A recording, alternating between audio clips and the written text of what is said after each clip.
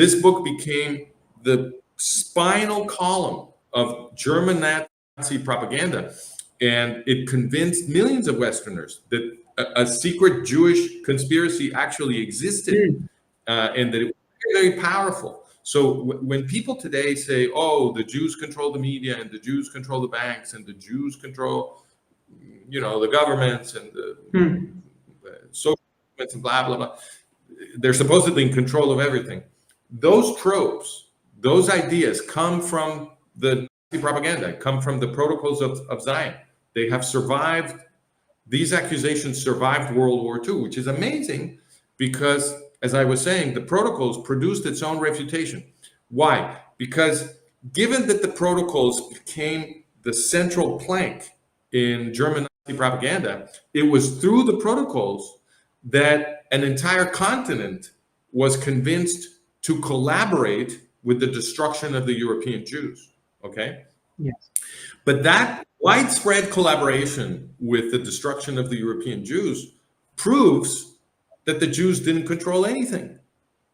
All of these institutions and governments and movements and industries and blah, blah, blah, that the Jews supposedly controlled, didn't do anything to defend the Jews. On the contrary, they either looked the other way or they actively participated, they collaborated in the effort to corral the Jews and then to kill them.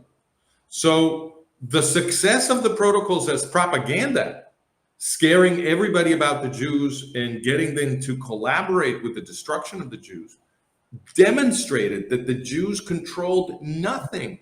None of the institutions that the Jews supposedly controlled according to the protocols lifted a finger to defend them. In fact, as I said, most of them cooperated. So with the Nazis. So it is just amazing that knowing about the history of World War II and the Holocaust doesn't affect the fact that people still accept the lies in the protocols. So you ask people on the street, who controls the media, and most of them will say the Jews.